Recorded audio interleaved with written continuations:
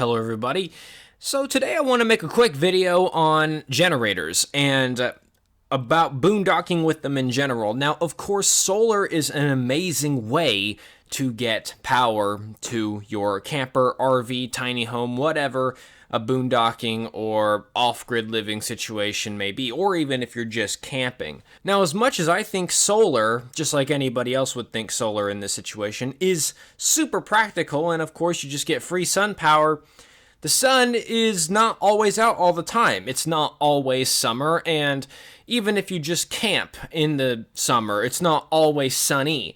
There are times when it's cloudy or the weather's not good. Or if you're like me and you do it a lot more full-time, more all-around season, then yeah, you might need some more backup sources or at least alternatives to just solar. This is where a generator comes in handy.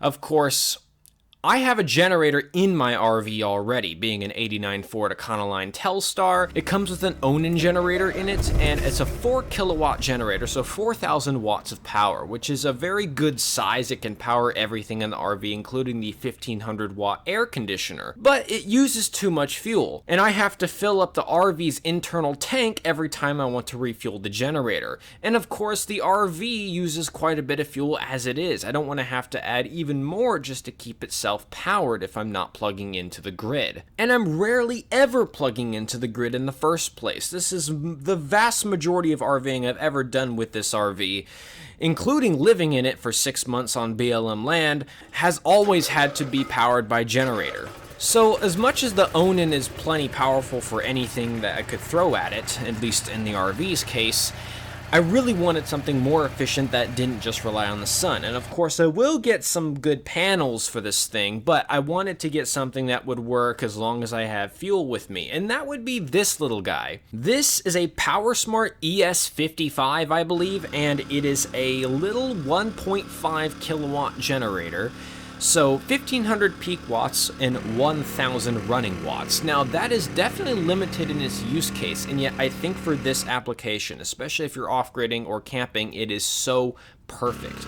It is extremely small, extremely portable, and pretty darn quiet for what it is. It also doesn't take forever to start, and it's so small that you can really work on it very easily. I believe this generator uses a 56cc 4-stroke single-cylinder engine, and the best part about this generator, in my opinion, is of course the price for performance. It's nothing too fancy here. You don't even get something like an eco switch. It just kind of throttles up and down by need be.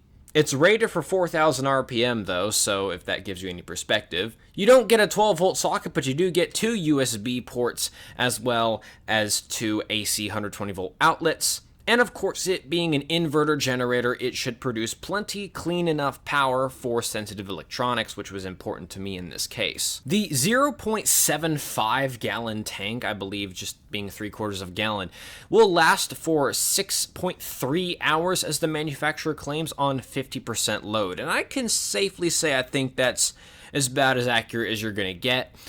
I didn't do any scientific testing on the length of running, but I was able to run this thing for most of the night in South Dakota to all of the night in South Dakota, anywhere from 6 to 9 hours depending on the load. And rarely am I exceeding maybe 70% load on this thing. That's if I'm really trying to run all kinds of lights and everything like that.